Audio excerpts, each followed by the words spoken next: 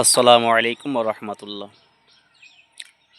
একবার কি ভেবে দেখেছেন, যখন আপনি দুনিয়াতে এসেছিলেন শুধুমাত্র একটা আজানে আপনার জীবন শুরু হয়েছিল, আর যখন আপনি বিদায় নেবেন তখন শুধুমাত্র একটা নামাজে আপনার জীবন শেষ হয়ে যাবে।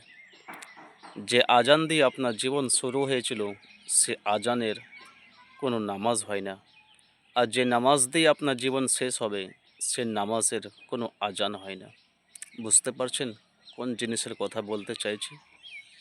যখন আপনি এসেছিলেন তখন আপনার কানে আজান দেওয়া হয়েছিল। আর যখন আপনি যাবেন তখন আপনার জন্য জানাজার নামাজ পড়া হবে। তো এই নামাজ আর আজান এই ২ সময়ের মধ্যে যতটুকু সময়, যতদিন সময় আমরা আছি, আমরা তো পারি আল্লাহ রাব্বুল আলামিনের ইবাদত করতে। কি হবে ঝগড়া ঝামেলা করে? কি হবে দুনিয়ার রং তামাশা করে?